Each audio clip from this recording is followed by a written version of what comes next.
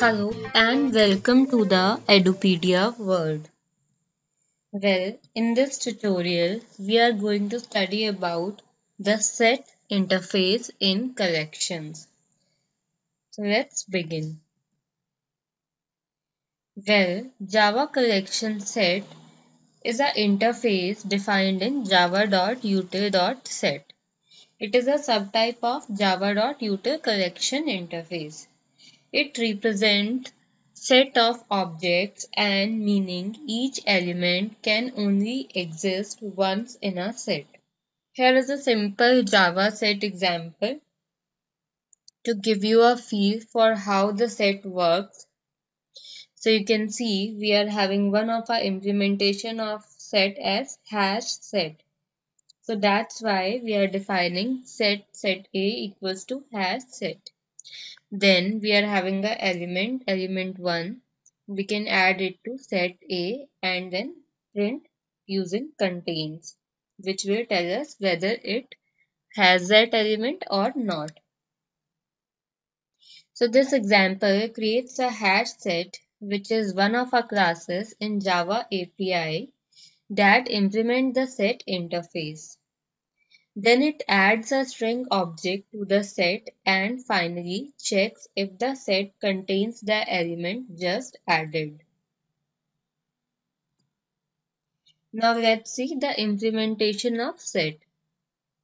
Being a collection subtype, all methods in collection interface are also available in set interface. Since set is an interface, you need to instantiate a concrete implementation of the interface in order to use it. You can choose between the following set implementation in Java Collection API, which are Java util.enum set or hash set. Then we have linked hash set and then we have tree set. Each set implementation behaves little differently with respect to the order of the elements while iterating the set. The time, that is big O notation, it takes to insert and access elements in the set.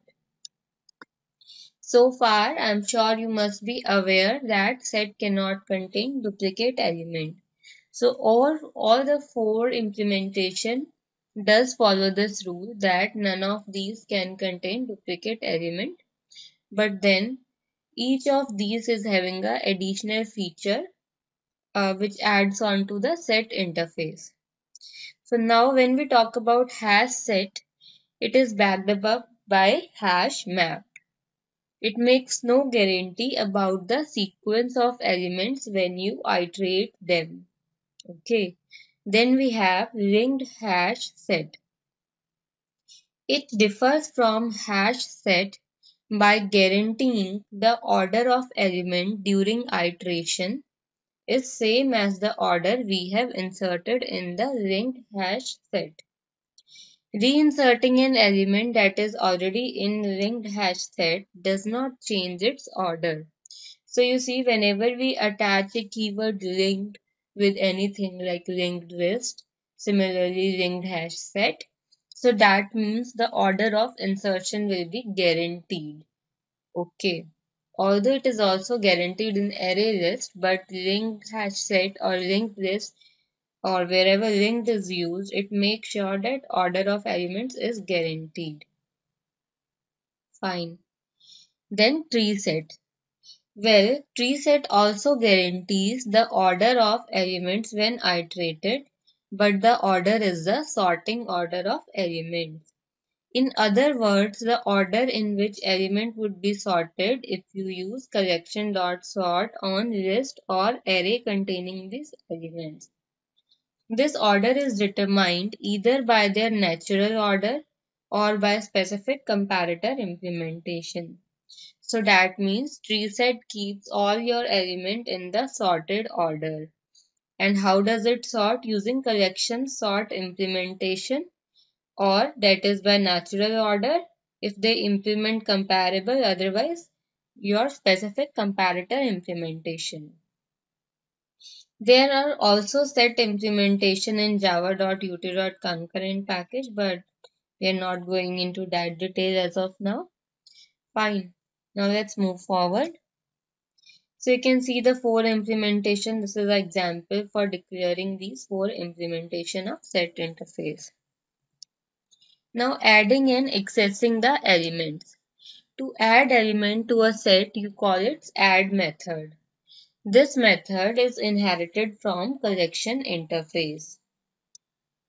So you see here are few examples where we are having a set and then set A equals to new has set.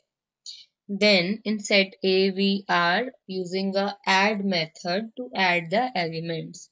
So using an add method we have actually added element 1, 2 and 3. Fine. Then we have 3 add calls to string instance of our set. Now when iterating the elements in the set, the order of element depends on what set implementation you use as mentioned earlier. So here is an iteration example. So you see over here we are iterating through an iterator. We can also iterate through a for each loop. So in this implementation, you can see that we are having a set A equals to new hash set. Then we are doing set A dot add and we are adding three elements 0, 1 and 2 and then we are accessing it through a iterator. So we have get a iterator using set A dot iterator method. This method returns the iterator and now this iterator can be applied to this set. So using has next, we are actually checking whether the set A actually is having the next element. If it returns true, then iterator.next get called to actually retrieve the next element. So has next is to check whether the next element is present or not. Depending upon true and false, in the while loop, the next line is printed, which is next. And why is there a need to firstly use hash next? Well, the need is that suppose if there is no next element and you called iterator.next without checking the has next. Okay, then this could give you a null pointer exception. Why? Because this iterator will only contain next element and if you are not checking using a hash set, then it might give you an exception if you just simply try to access it using the next method. Fine.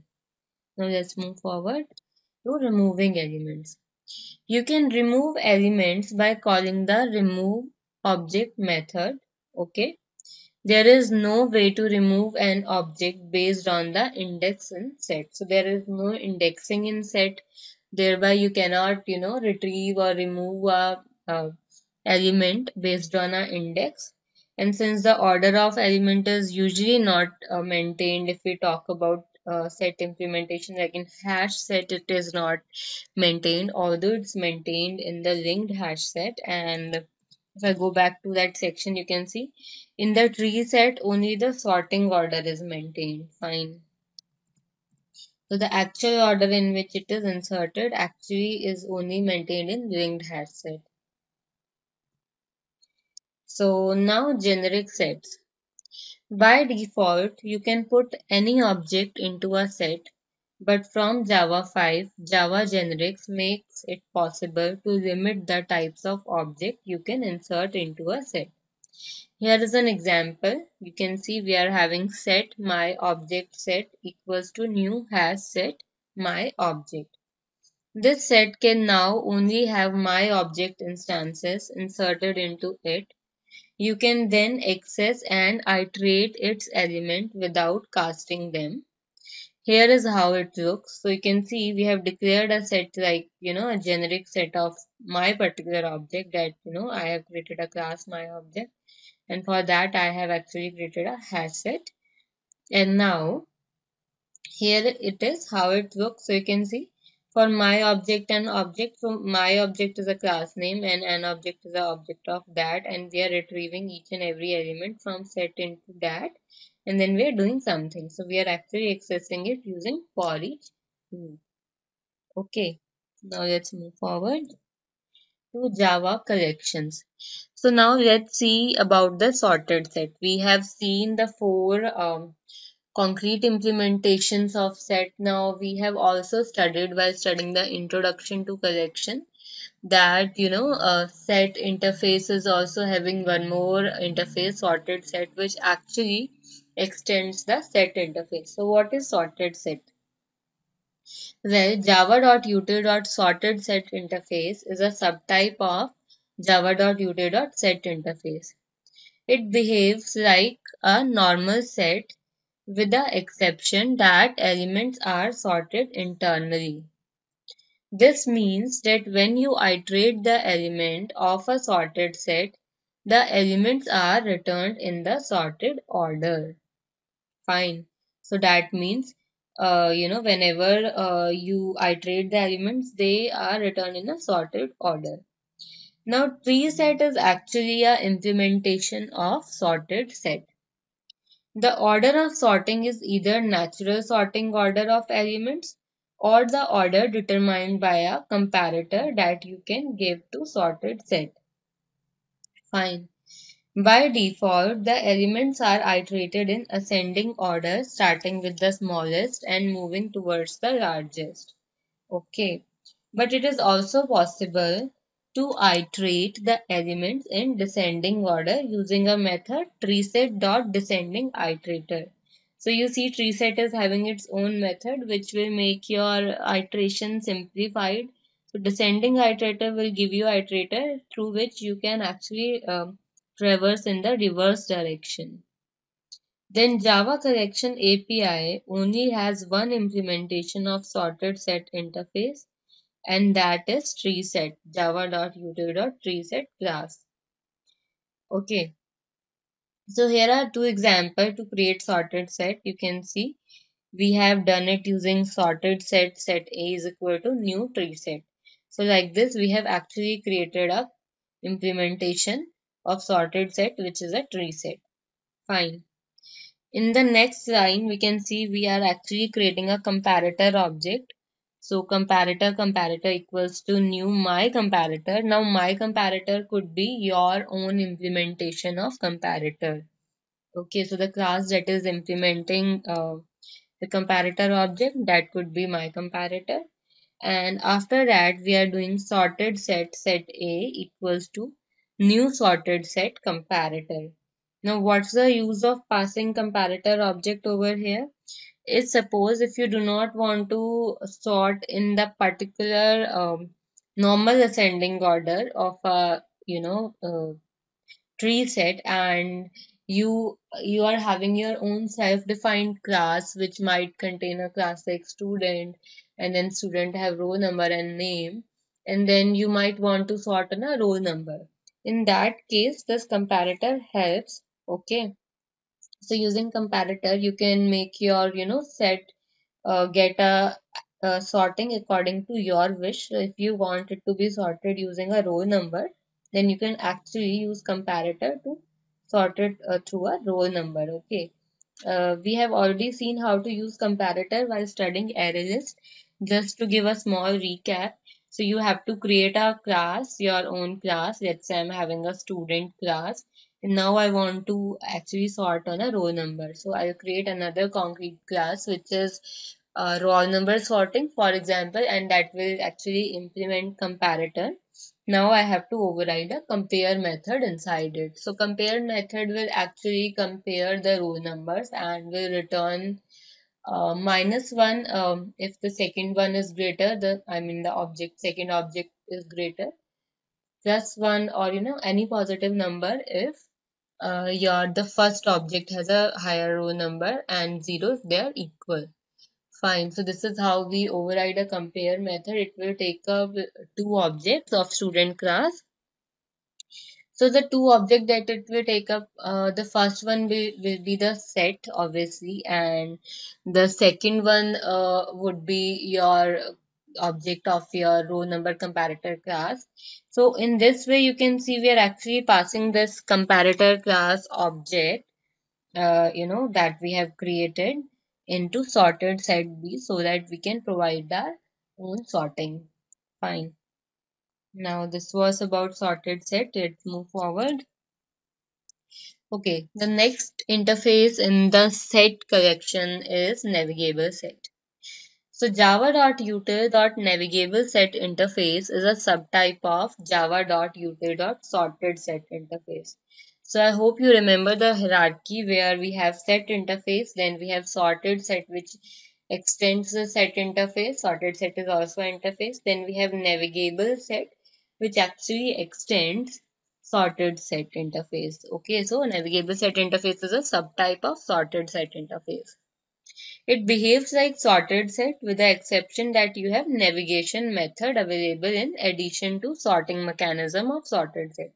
So yes, the advantage of navigable set is that it will contain a lot of methods to navigate your set, because in set you cannot navigate through an index, thus navigation is bit typical, and navigable set gives you a lot of methods which will help you in that. Okay.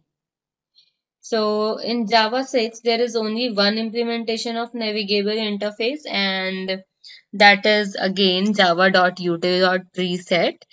And but there are other implementation in concurrent package which we are not going into because they're outside the scope. Fine. So preset actually implements navigable set as well as sorted set.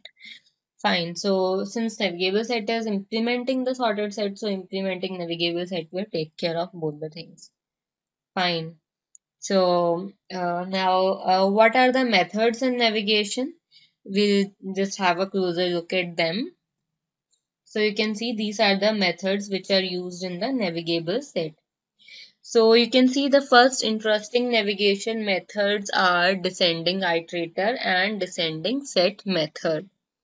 The descending set method returns a navigable set in which the order of elements is reversed compared to this one. So you see that in descending set method of navigable set, the order of elements is actually reversed. So we are actually getting a descending set. The returned view is backed by original navigable set, so the changes to descending set are also reflected in original set. Okay, so if you on the original set, if you do this method descending set, then you will get a navigable set which is a reverse, and so reverse will contain navigable set, and it is also saying that the returned view is backed up by original set. So changes of descending set are also reflected in original set. So original set also will get into descending order. Fine. Now, descending iterator. The descending iterator methods allow you to iterate the element of navigable set, which is also a sorted set in reverse order, without changing the order of elements internally. So you see, in descending iterator method, this will allow you to iterate the element of navigable set, and which is also a sorted set. Okay, since navigable set definitely is a sorted set because it extends a sorted set in reverse order without changing the order. So descending iterator provides you a iterator which will actually iterate your set in the reverse order. Fine.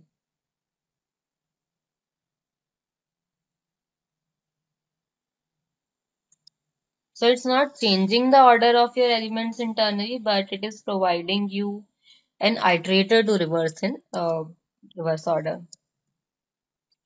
Now we have three another methods which are headset, then tail set and subset. Let's see what these three does.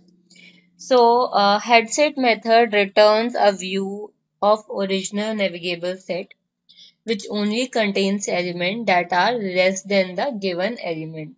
So here is an example. You can see that navigable set original equals to new tree set. Okay, so we have actually created an implementation of tree set, and so it's an implementation of navigable set, but the object is created actually is of type tree set with the reference of navigable set.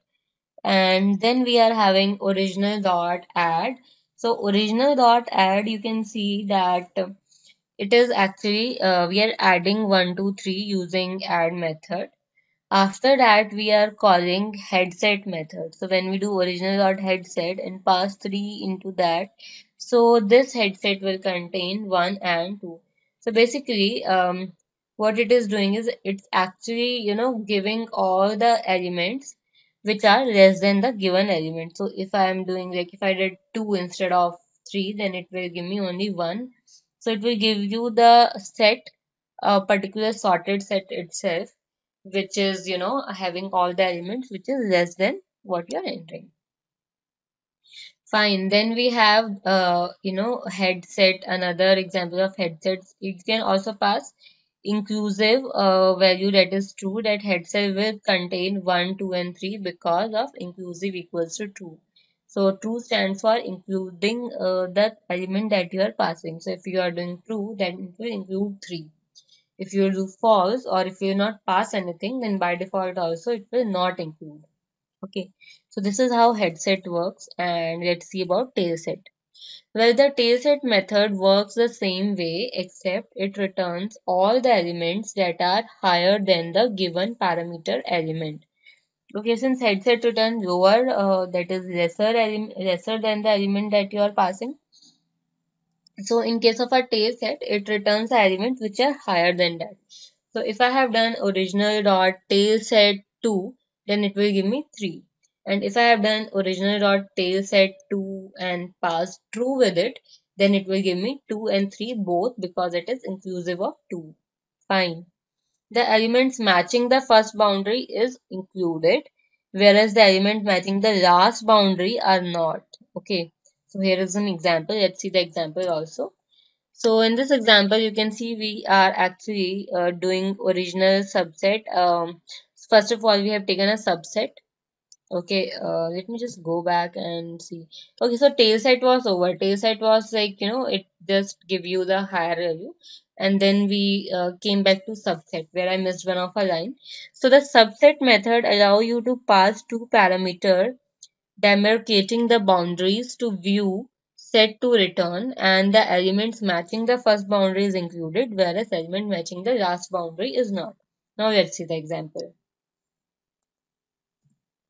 So you see, now we are calling the subset method. Okay.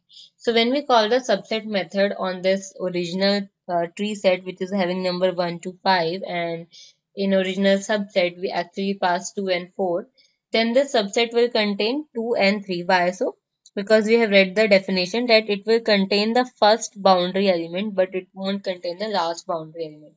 So the boundary elements are the elements that you are passing it. So if I'm doing subset 2 and 4, then it will contain 2 but it will not contain 4. So it will just contain elements just before the 4, just lesser than the 4.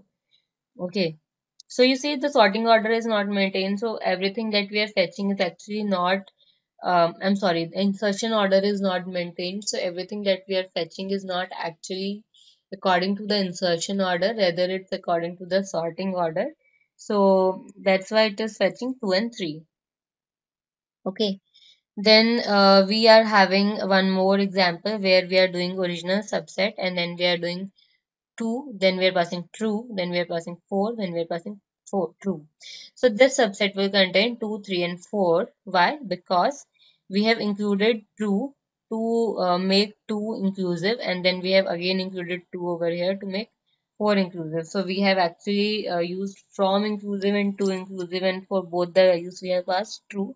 That's why we are getting 2, 3, 4, which will be inclusive of 2 and 4.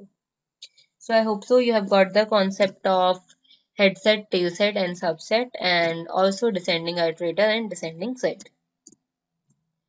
Now we have four more functions which are ceiling, floor, higher and lower. So let's see them. So the ceiling method returns the least element in this set that is greater than or equal to the element passed as a parameter of the ceiling method. Here is an example. So you see the ceiling will give you the smallest element in the set. Okay, so if I did like original dot ceiling 2, okay, so it will give me the smallest element in a set that is greater than or equal to the element that we are passing. Okay, so if it contains 2, yes, it contains 2, so it will give me 2. If there was no 2 over here and we try to deduct 2, then it will give us 3 because it will give the smallest element that is greater than or equal to the element that we are passing. Okay, I hope so that's clear. Then let's go to the floor method. Where floor method does the opposite of ceiling. So what does floor method do? So basically floor method does do opposite. That means it will give you the greatest element that is smaller than or equal to the element passed. So when we pass 2, since 2 is present, so it will give us 2. But if say the 2 was not there, so it will give us a greatest element that is, smaller than that we are passing, so that would be 1. Okay. In case the 2 was not there, then it would have been given as 1. Okay. So now the higher. Higher method returns the least, that means the smallest element in the set that is greater than, not equal to the element passed in a parameter higher to the method. Okay. So let's see the example of higher. So here is an example. You can see in this we are doing original dot higher 2. So this is giving us 3. Why? Because it will give us a element which is greater than or the element that we are passing. Okay, I mean the smallest element that is greater than the one we are passing. So that is 3 over here. But if we like did lower similar to higher, there is also a lower method which does exact opposite of higher. So if we pass lower 2 and it won't include 2, then it will give us 1. Why so? Because it will give us the smallest, not the smallest, but the highest number which is less than the number we are passing. So which will be 1. Okay. So after that we have two other important methods which are pool first and pool last. Okay, so pool first method returns and removes the first element in navigable set or null if the set is empty, and pool last returns and removes the last element in set or null if set is empty. First means smallest element according to sort order of set, and last means largest according to the element sorting order of set. So here are two examples you can see. In the first example, we have created a tree set and added 1, 2 and 3. Then we are doing pool first. So if we do pool first, it is giving us 1 because pool first says to return and remove the first element in navigable set. So the first element is 1 and now just consider it as actually removed. Okay, so now if you again do pool first, then the element that you will get will be 2, not 1. Okay, but then in the second line, we are doing pool last, which will return and remove the last element of a set and null if it's empty. So here it will actually return 3 because that is the last element. Fine. So last means actually largest because it doesn't know the insertion order, it only knows the sorting order and how that's the way it actually store the element. So according to the sorting order, the last element. Fine. So thank you guys. This was about the theory session on set interface. Um, for next section, we have to see the set interface class implementation. Then we have to try some of the examples. Okay, so we'll do that in the next video. And thank you very much for watching this video. Stay tuned. Thank you.